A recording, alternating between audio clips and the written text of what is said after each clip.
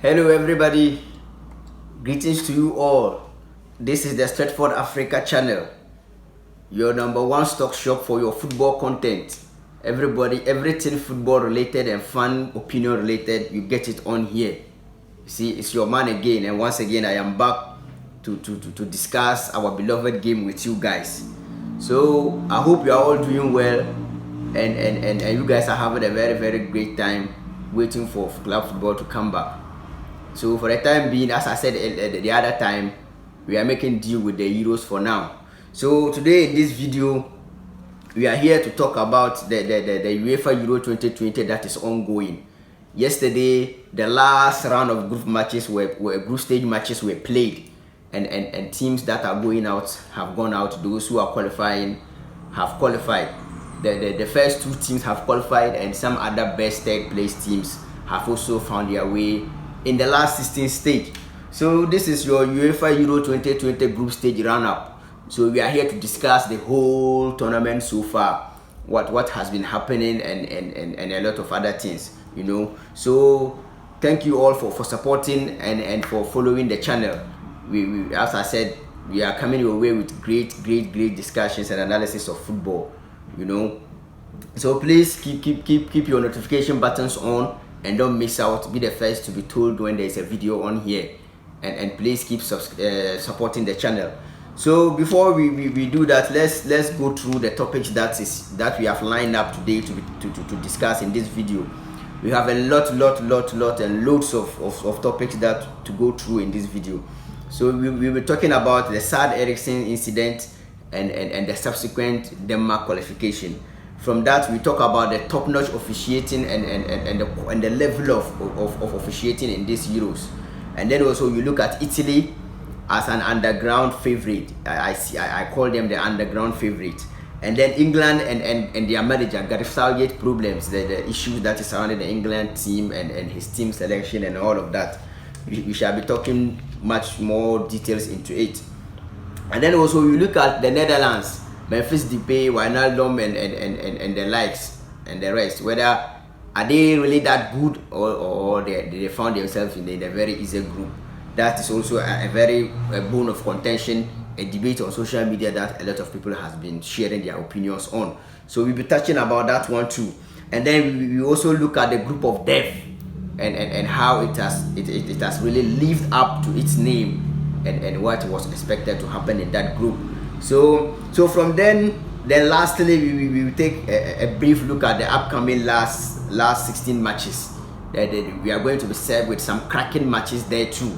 So we shall take a brief look at that one too.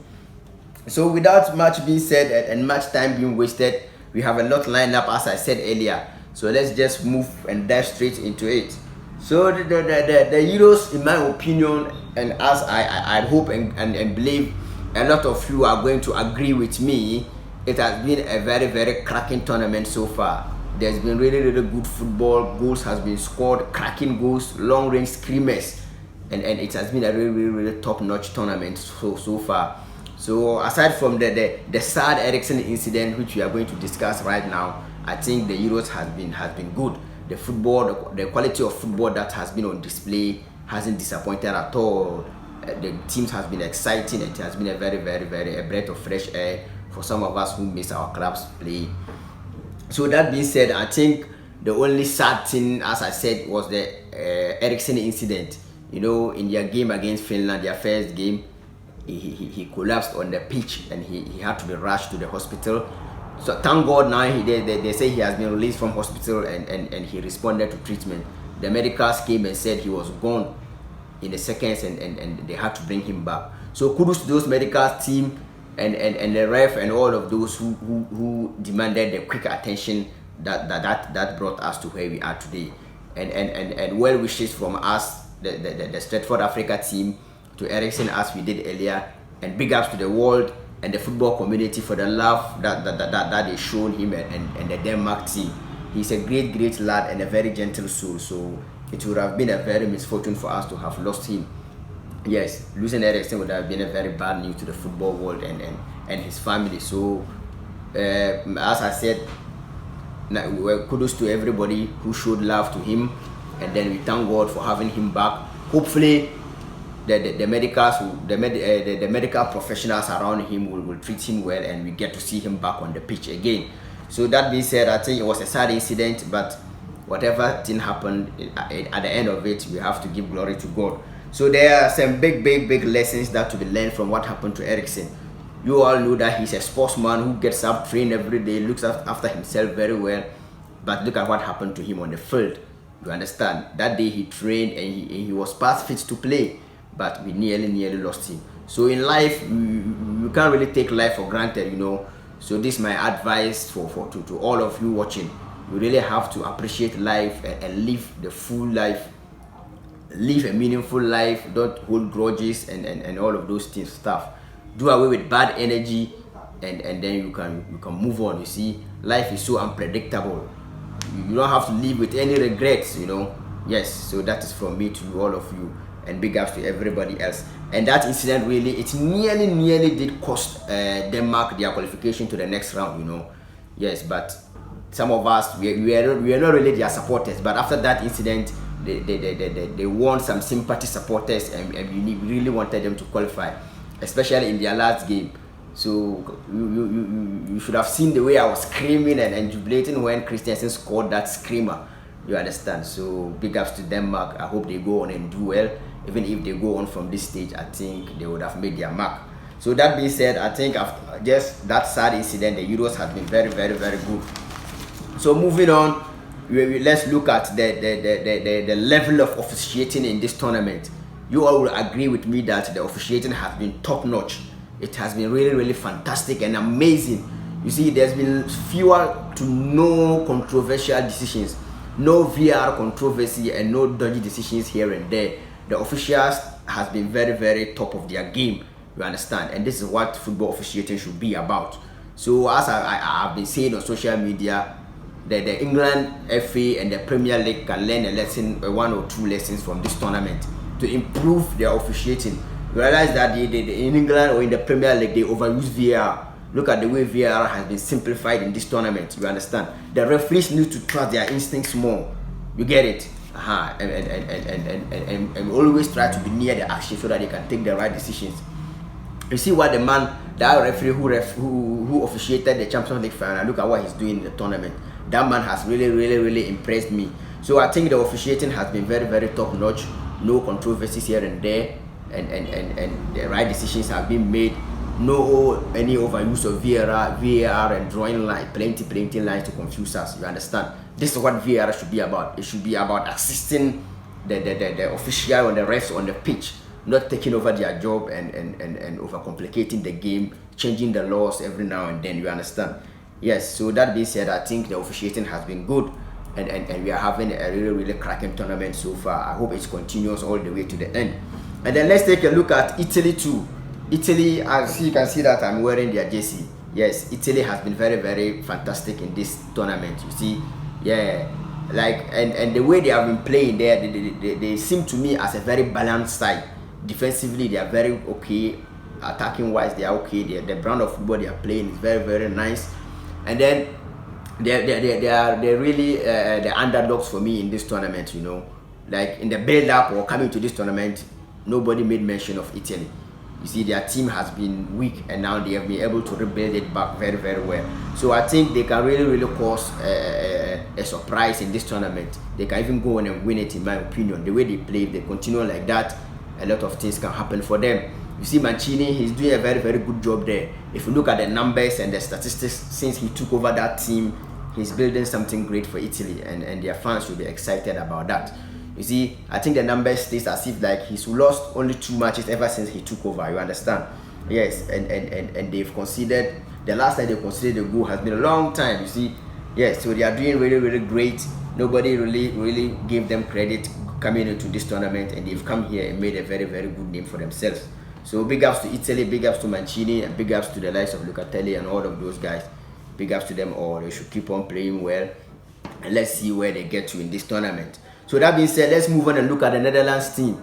Memphis Depay, Wijnaldum, and De Jong them. So yeah, Frankie De Jong has been a breath of fresh air in their midfield in this tournament. Yes, he has really had a very good tournament.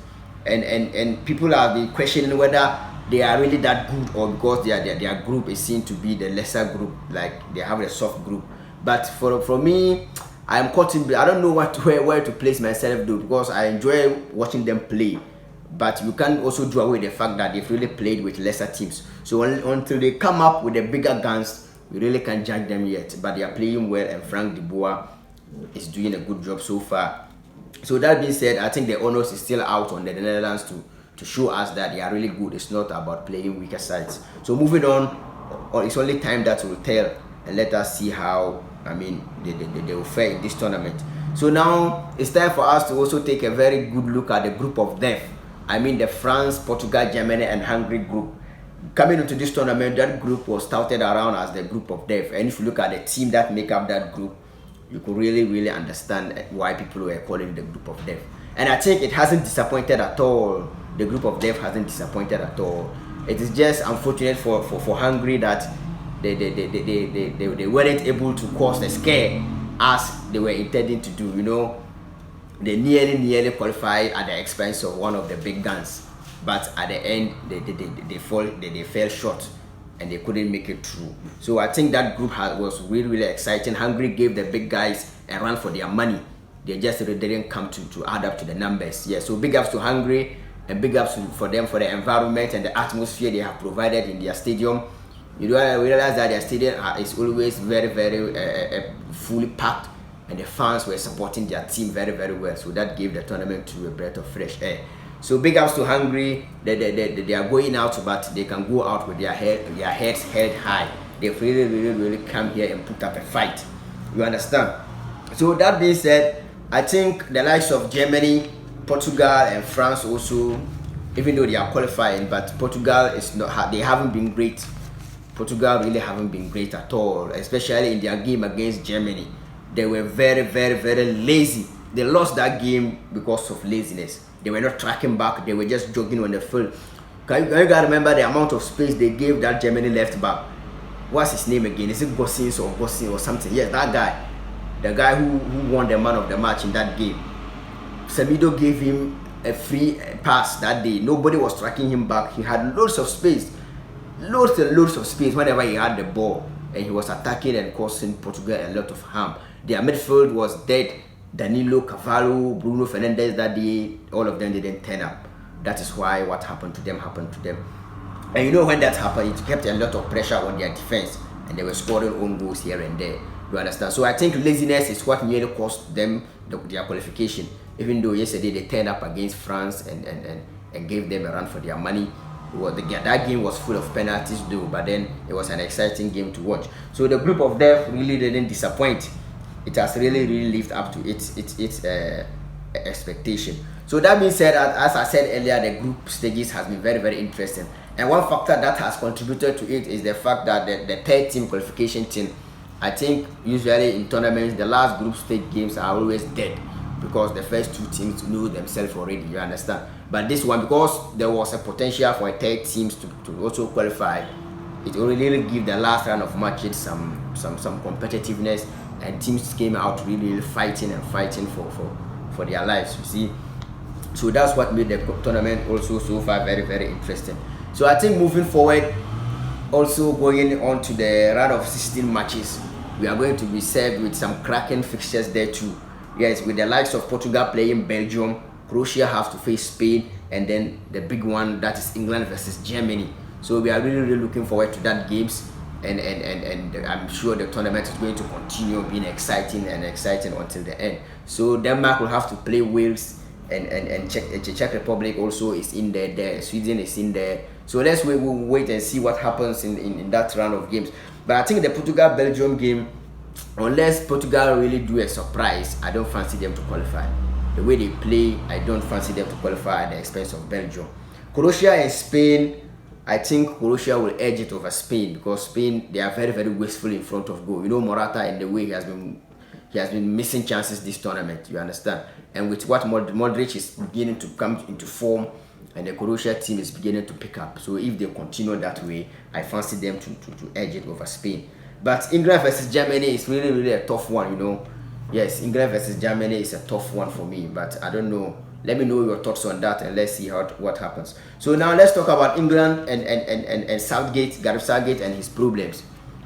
You see, like when you look at the crop of talent the England team has gathered recently, it is very, very amazing, and it's an exciting team, you see.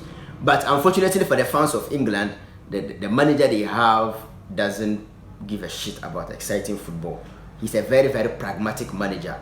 He always puts the qualification and the progression from one stage to the other over playing exciting football. So that's why he will come out always and play about 3 or 2 right backs. He always plays two holding midfielders. You understand? Sometimes he will not play a natural left back, as we've seen in this tournament. And some of his team selections only him can explain. Why the likes of Sancho hasn't been given playing time yet in this tournament. Only Gareth Southgate can explain that. You understand? The guy is a very, very exciting player. Look at his numbers at Dortmund this season, and you come and tell us it's because of experience you don't pick him. Meanwhile, you pick the likes of Declan Rice and Phillips Dems, who doesn't have more experience than Sancho. Sancho has been playing in the Champions League for what, 4 or 3 years now. None of these guys have played the Champions League before. So when you talk about tournament experience, none of them has been to a major tournament before either. So you can't use that excuse to bench Sancho and tell us he doesn't have experience. You see, you are just too pragmatic. You are just too careful. You are just too careful. And if you look at the way they play, in my opinion, they seem to have launched a one-goal project. Remember, this one-goal project is very familiar with Ghanaians. If you're a Ghanaian, you really understand what I'm talking about. Remember our AFCON that we went and played at Angola some time back. We went there and we launched a one-goal project. So you nearly won all of our games 1-0 until the final that we lost to Egypt. You understand? So England is doing something similar. One-goal project. Just get a goal and let's see the game through. Get a goal and let's see the game through. If you remember their run in the World Cup, it was a similar thing. The 3-back team playing Maguire, Stone, Walker, them all at the back, just to keep it tight and try and nick a goal up front, and then we can see the game out. You understand? So that is who Southgate is. He's never going to change. So the England fans will have to bear with him for now. And so far as he's doing that and he's progressing and qualifying from one stage to the other, getting to semi-finals, I don't see him getting sacked unless this continues or this just gets worse. You understand? But for him to pick an all-out attacking lineup and tell the guys to express themselves and play fully and freely to their potential, I don't think that will happen. Even in their game against the game he started Luke Shaw and Reece James, if you watch those guys very well, they were not overlapping that much. You understand? You could see that it was an instruction from the bench to the boys to keep it tight and not attack too much. You see, so that is who Southgate is, and let's see how far he goes with that. So basically, in a nutshell, this is my take on the Euros so far. Let me know what you think about that in the comment section and the tournament so far. Let me know who your favorite teams are, which players have caught your eye so far. I think Paul Pogba has been very, very impressive in this tournament for so far, and Bruno Fernandes so far is not having a great tournament. People are saying he's been that bad, but in their first game, I think he played well. In their game against Hungary, he played well. You understand? It's only these last 2 games that he didn't play well. So let's see and hope that he upped his game and helped his country. You understand? And Ronaldo has delivered on his promise. He really did promise he was coming to this Euros to break records. And yesterday he was able to break that international goal, most international goal scored for a country record. So he's now, I think he has broken a set, or he's now on the same level with the guy who held that record. So big ups to Ronaldo, and congratulations to him on that. So let me know your thoughts in the comment section, and please don't forget to subscribe, like the video if you like what you are watching, and keep supporting. Until we meet again next time, salam, peace, have a nice time, bye bye.